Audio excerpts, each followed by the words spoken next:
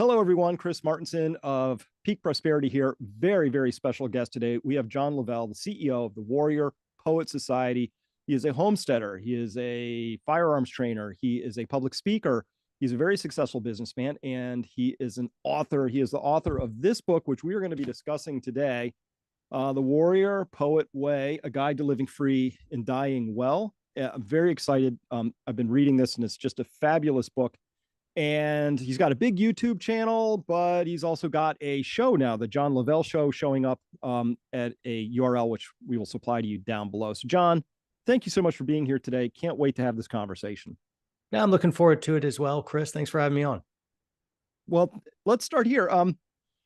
First video I could find of yours 7 years ago, 5 shots in under 2 seconds. That's where you started. Now, 1.39 million followers there on YouTube. If we're just looking at that, I know that's not the be all end all, but I'm interested in your progression. Where did you start? Where do you see yourself now? And what sort of, obviously a lot of things have come to fruition along the way. I'm really interested in your arc here. Sure. So I started off more in the tactical training space. I was a former door kicker and action guy abroad for military stuff, and jumped around a bunch in my life. I was a foreign Christian missionary for a number of years. I've been in business. I went back to school and got a degree that's not worth much anymore. Mm-hmm. And I went into the tactical training space, and I've been there for a very long time now. And so started off doing just some simple shoot 'em up videos, and then just having discussions, having talks, just monologues in front of a camera, because I was on this journey, this warrior poet journey, where I wanted to be fully a lion and fully a lamb. I wanted to be a warrior and a poet, a warrior that could be defensive and strong and brave, courageous, long-suffering, all the attributes of a warrior. But I also wanted the attributes of a poet, so that I'd be a better husband, struggling to be a better husband and a father and a Christian, a better man in general. And so I felt the warrior archetype was wholly inadequate to living a successful life. And so is the poet aspect, for that matter. And I believe men are built to be both warrior and poet. And if you're not fully both, you are deficient as a man. And so that was really kind of my journey starting off is that warrior poet journey. And so I would vacillate on all kinds of different subjects of freedom and personal responsibility and family things. And my speech starts slowing down, because I'm like, man, it really is just a really wide array of different subject matter. So there's my arc. I just talk about what I'm passionate about. I love that. I'd rather talk to somebody who's passionate about something than not. And I don't care what your passion is, even if it's not mine. But I'm just fully on fire in my own mission in life. And I'm very blessed, because I get to take what is authentically my gifts, and I get to bring them to the world. But my progression mirrors yours a lot. I started out way in my head, PhD, all this stuff. I'm like, I became captain of industry, all that stuff. But I had a moment where I had a wake-up call in life, right? And all of a sudden, that's when my heart opened. And so that I had to wrestle for a number of years. But I think, my language for that was Jungian archetypes, the sovereign and the lover, right? That you need to be both. And that wisdom comes with the strength. And sometimes the sovereign has to make decisions that are hard, unpleasant, difficult. Welcome to being a CEO, right? So I'm interested in that part, because, that angle of yours, you probably didn't start with that architect. Well, maybe you did, but when you were in the 2nd Battalion Rangers, was it? Yes, sir. When you started on that and you were kicking doors, was this part of your landscape, or how did this come about? It was. I didn't have the words, but the concepts were absolutely there. And so I was a Army Ranger, but I had recently, at the very beginning of entering the military and making it in a Ranger battalion, I got a conversion to Christianity that just blew me away, because I didn't see that coming and I wasn't looking for that. But Jesus rescued me and converted me. And so I was picked up all of the sudden and put on this completely different path that changed everything about who I was. And so, no, even while I'm kicking indoors and hunting terrorists, I'm leading Bible studies and I'm growing in the word, and I am Mm-hmm. trying to become a follower of Jesus. And so, no, that was very much on my mind even then. So it's yeah, been a journey of a couple decades now. Yeah, well, I gotta confess, I am really enjoying this book, and of course, this is cutting against the whole idea of toxic masculinity and all of this and that, because you're arguing in here, right from the get go, that men, in particular, if they do not find a way to authentically challenge that part of themselves that they're born with, that they're living a life that's beneath them, that you're Right. asking people to really strive for something here. So, before I put words in your mouth, who'd you write this book for? Myself, for other men, for their wives, Yep. for their kids. It's for everyone. I mean, if a man becomes fully alive and they're able to stave off all the lies, the deceits, the manipulations that is happening in the cultural scene, and guys, it would behoove you to do exactly the opposite of whatever culture is telling you. Whatever they're impressing upon you what a man should be, probably do the opposite, and you will do very well. So I'm setting all kinds of dumpsters on fire in that book. I just don't care anymore. I'm tired of being bullied around. I'm tired of lies being declared in the public square. And so I'm going to declare very loudly the ancient paths that men need to continue to trod. And there's some newer stuff that can be helpful as well. But be leery. A lot of the progressivism has progressed in the wrong direction, and it's literally killing us. And so in the book, I want to lead men into a better way.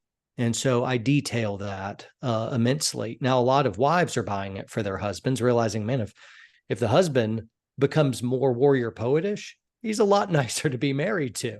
He's a better defender. He's a better provider. He's a better lover. He is kinder. He is more sacrificial.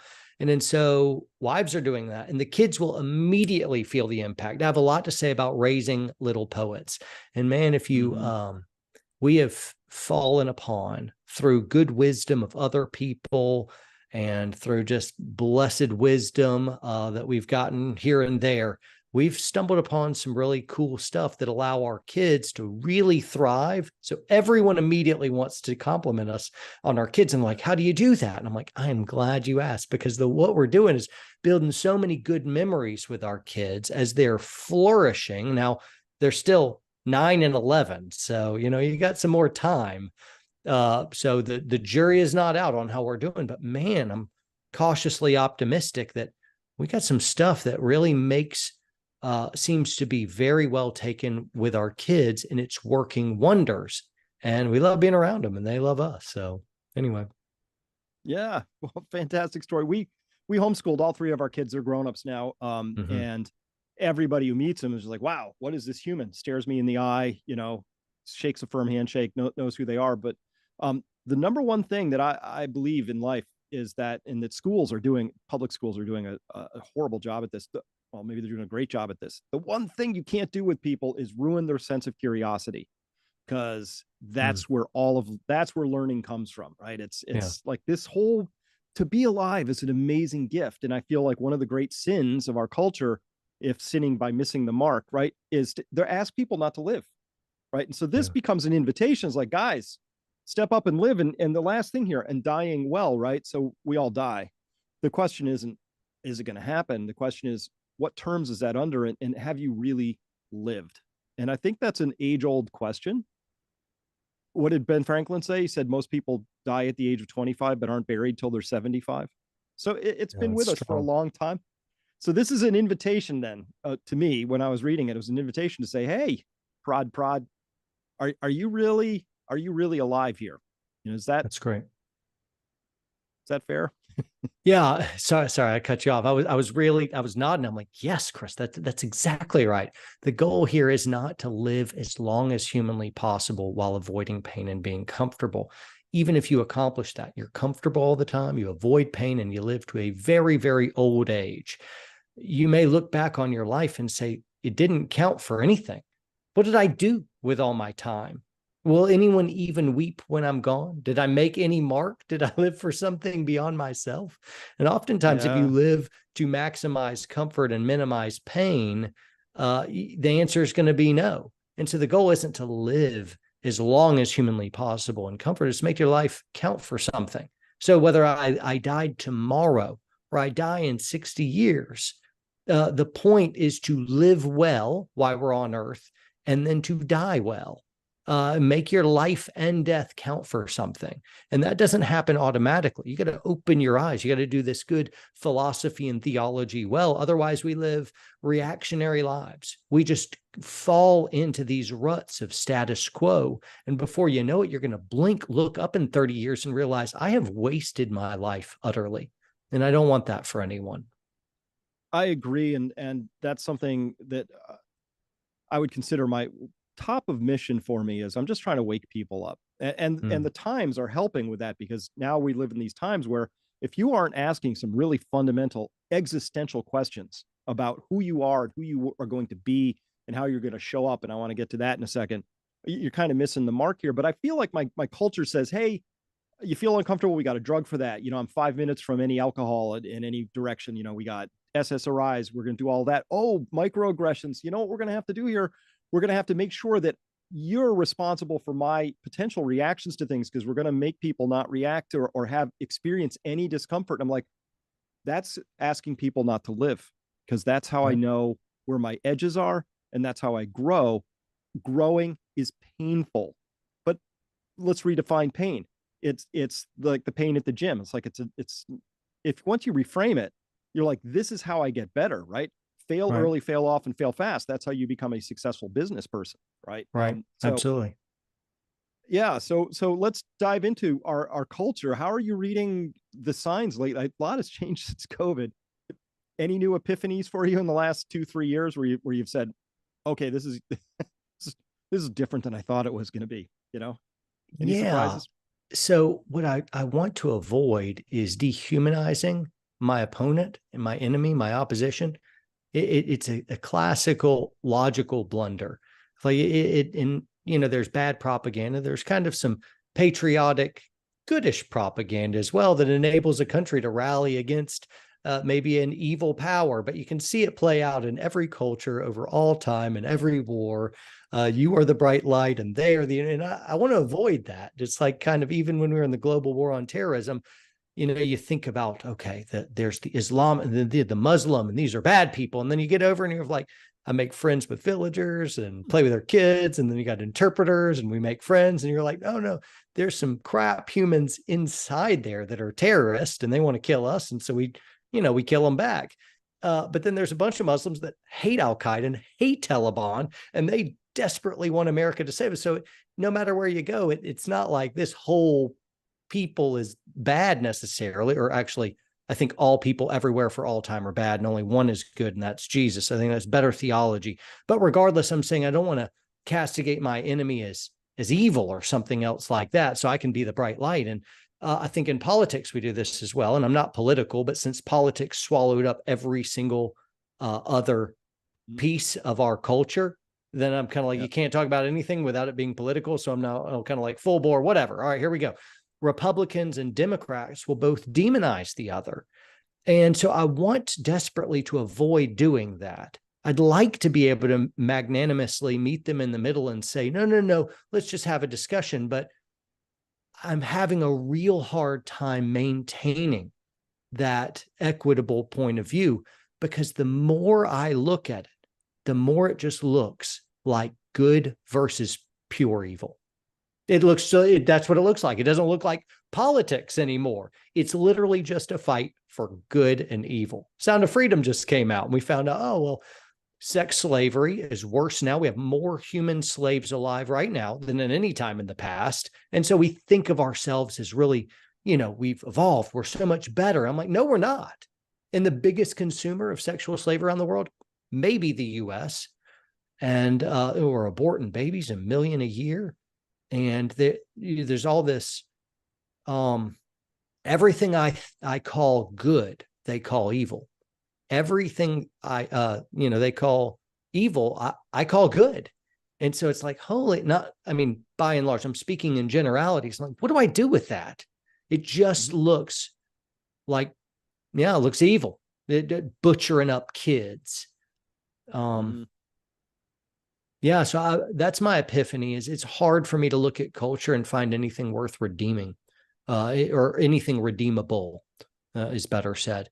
Real hard for me to look at the culture and want to do anything except rescue as many as you can and then jump out and spend time away from the culture. Of like, we just moved out to a farm. We exited suburbia a couple years back because we just saw the writing on the wall and thought, man, government schools and all these cities and all this craziness. I want to escape. I want a refuge for my family. Now we've got all these families and friends and church, and we're doing life together. And it's an entirely different alternate universe because more and more it feels like not only do I look at those who are ideologically against me and feel like, man, that stuff really, really looks evil. It just looks like pure evil. But it looks like we don't even share a reality anymore. We don't even share a way of thinking. And so public discourse is, of course, broken down. They just scream us out. They're not listening. And then we're censored on big tech. And so it all looks bleak. The more I look at culture, the more I love family, friends, Jesus, old books, and being outside. Well, we are so aligned on that. I've for years, a pox on both houses was as political as I could get. And I'm still not political in nature, but I've always thought that the message I have, which is fundamentally one of like, look, we've got some really big structural issues going on here in this country, right? Economically, we're spending ourselves into oblivion. We're farming in ways that fundamentally turn beautiful soil and turn it into like lifeless dirt. We're killing our waterways. I'm old enough, John, to remember what the rivers and insects and fish and bird populations used to look like, right? So I have like, this has gone down on my watch and I'm watching all this going, wow, we got to make some changes and we can't even have the conversation. Wow. And the conversation people want to have is, hey, when's the right age to cut the breasts off of girls? And I'm like, that's not a conversation. That's right. There's no Venn diagram overlap here in this story, right? Yep. So I feel that same breakdown, which is why, I'm talking to you from my home studio, a couple 100 acres here, farm, been doing this for a while. My followers, same thing, like we were going to be resilient, but resilience isn't just beans in the basement. It's how deep is your social network? Do you have financial, multiple streams of income? What's your emotional and spiritual depth and resilience, right? Those are probably the most important in this story. What are your skills? What knowledge do you actually have that translates into mastery, et cetera, et cetera. So, but all of those, I think, speak to the same stuff that you're getting at here, just coming from I love in science, consilience. Two people think about something and they land in the same spot, but you can come from entirely different directions, but it says it's time for us to understand what's actually happening. Good versus evil is as good a framing as I've seen. So the question becomes, who are you going to be in these times? Yep, absolutely. Yeah. Hard to do anything with that except just say, yeah, I heartily agree. All right. Well, so I'm interested though. Let's say raw recruit, how would you go about, I've just woken up. How would I go about finding my edges so that I can begin to find out who I am in the warrior poet way? What's the process? Sure. So are you asking as just some 18-year-old malleable piece of clay existentially saying I am, or you, Chris, have joined our phone? No, yeah, that seems a little bit more fun because I'm like, otherwise I got to assume all kinds of different things. So the book is broken up into 10 different chapters. There is an intro as well and an outro, and then we have practicums all throughout. So after each chapter, you have something that you can do. It's not just in your head. Let's go ahead and rubber meets the road. Let's do something about it. Let's put this into action. And so the practicums are there, and the book is divided up kind of into a warrior section and then also more of a poet section. And the idea is men will naturally fall into one camp more than the other. And so the idea is if you're a little bit more warrior, you're strong on boldness and saying what you think and not cowering from a fight, and you're not going to self-censor, and you're in the cultural war of ideas, or you're in a physical war of, you're doing police work or military or EMS, something like that, of like you're a little bit more in that warrior camp or jujitsu, what have you. Warrior. Well, you need to develop this poet stuff or your life is going to be a wreck and you're not going to have the impact that you would like, and vice versa. Some of the poets out there, I'm a lover, not a fighter. No, real love protects. You should be a fighter too, even if you don't like it, even if you show, even if that's a struggle for you, because love protects. That's something that we as men should be rising to as well. And there's all kinds of ways that sweetie pie poets need to develop a backbone and grow some fangs here so that they will be able to speak the truth and not self-censor, and to be able to be courageous in all the different areas of life. And so what I want to do is call that out of them. So first off is to kind of assess where a person is. Are you a little bit more warrior or a little bit more poet? I don't really care. Personally, people tend to gravitate more toward a warrior archetype, when I think the poet aspect is more important. It's kind of like if you used as a way of thinking the Bill of Rights. The First Amendment is filled with all the most important stuff. It is the freedom of speech and assembly. Hey, let's hang out together and let's talk about ideas and let's worship God. And we'll have the freedom of religion to do that, and the freedom of the press. And the government can't stop us from doing any of that stuff. They can't control the press or lock you down or censor you or all the things that they're currently doing. And then the Second Amendment is around the right to bear arms to guarantee that you have a matter of recourse against a tyrannical government. And so the Second Amendment is like, hey, guys, be well armed because you don't want the government to have a monopoly on violence. Now, the Second Amendment serves the First Amendment. You have it, not because protection is an end of itself, but because it's a means to end. And the end is more in the First Amendment. That's where all the good stuff is. That's the poet stuff. And so I think the poet piece is more important, though you can't have the poet piece without the warrior gaining and guarding freedom itself. And so all of it's important, but I would just say, guys, you're going to need to self-assess and then grow. And we do that how? Well, one thing is knowing is half the battle. We're going to need to feel like, all right, where am I strong? And now where am I weak? Where am I failing to rise up as a man in the protector or the provider category, or to be able to that shepherd of my own family and those around me? Where can I help my fellow man in the cultural battle? How can I be a better defender of people since evil is afoot in the world? What can I do about that? And so, and where's my quest for meaning and purpose? Where is my moral center actually anchored? And so the book is very, very broad, but would probably be more helpful than be like, hey, in 100 words or less, here's the turnkey meaning of life for everyone. It's more helpful to see, okay, eyeball to eyeball, who's the guy sitting in front of me? They're going to have strengths. All right, buzz through this stuff. Now let's get to the stuff that we really need to work on. And so the book is really helpful in that aspect. Is a bit of a buffet. Everyone's going to get some stuff from it. Yeah, I see this in some ways, speaking maybe especially to young men who are a little bit lost. Maybe the same movement that we see Jordan Peterson, right? He speaks very bluntly about the importance of dressing well, being your best self, stepping up into manhood, all these things that fundamentally, I think our culture is asking, well, it's not asking, it's demanding that women be more like men, men be more like women, which in the framing I have, that puts us both into neutral corners. There's no polarity. There's no life there. Right.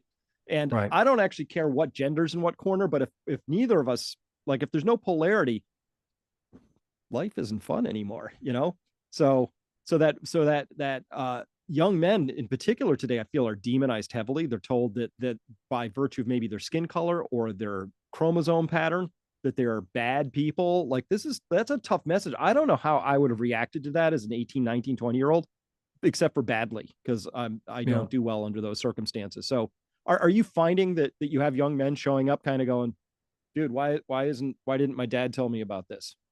Yeah, I mean, we got 70-year-olds that are in our movement, lockstep and passionately warrior poets, and we got 17-year-olds. We got everybody in between, because all men feel this viscerally. We're just at different points on our warrior poet way, but we're still struggling with the same stuff under the hood. And so I mean, most of our movement's probably 30 to 40-year-old men, but man, we got a Mm-hmm. ton of young people. We got a ton of aging people, and yeah, we're all on the same journey. And we need each other. I think the older guys can benefit with the ambition and the passion of youth. There's a lot of fun and joy to be had for older folks being around younger people, as Yeah. obnoxious as they are. And younger people absolutely need elderly people as well, because elderly people, that's where all the wisdom is. They're the ones Yep. that know everything. You're about to just make the same mistakes that they've made their whole lives. And you don't want to learn from experience. Experience is too painful and slow of a teacher. Learn from someone else's experience, and that's called wisdom. And now you could be Mm-hmm. walking around. Aging doesn't necessarily mean that you are growing in wisdom. You can have life happen to you and you don't learn your mistakes, and you just keep repeating the same ones over and over. Age doesn't necessarily translate, but make no mistake, that the elderly folks, that's usually where wisdom hangs out. They've had all the wrong stuff happen. So I love being able in our community to be able to bring all the different groups together, as we need each Mm-hmm. other, and so there you go. Absolutely. Yeah. Thanks for that. So my same architecture, because we know there's two ways people change: pain and insight. If you can change with a little insight, it's Yeah, that's awesome. If you can find somebody who's not just an older, but an elder, that wisdom, it's out there. But I think we need this whole idea that, in our culture, we take the older people and we put them on our ice floe and send them out to sea. We call it Florida, but, same yeah. concept. Like, they're no That's longer awesome. useful. We put them out there. But in fact, we should be cultivating at all ages. Every age has a really vital, important role to play. The young with their energy and their vitality, the older people with their wisdom, right? But I feel like our culture just sort of does it's not asking people to step into their authentic self at their station of life, right? And so that Yeah. really is the invitation here. So that we're going to conclude that this is the public portion. For people who are interested, this is the Warrior Poet Way. It's a guide to living and living free and dying well. John Lovell, thank you so much for that. We will put lots of links down below, but for people who are trying to follow you and want to find out more, who are intrigued, where do they go? Sure. Type my name, John Lovell, on the internet, or Warrior Poet, whatever you want on the internet. The book can be found anywhere where books are sold. We're on YouTube. We're on social media, but we're so shadow banned and censored. Really, the only place you're going to find us now is Twitter. Look for me on Twitter, and I'm very, very active on there. Instagram, Facebook hate me. They just immediately bury me, shadow ban and stuff. So, yeah, look for me there. Love to have you in our fold. All right. Well, thank you so much for this portion. For people who are interested in hearing more, because we are going to go into some of the details about all of this, and you can find that at peakprosperity.com, perhaps over on Rumble, or certainly on Twitter. We'll put pieces there as well. So come by for that. John, thank you for this portion, and stick around because we're going to keep going for part 2 of this.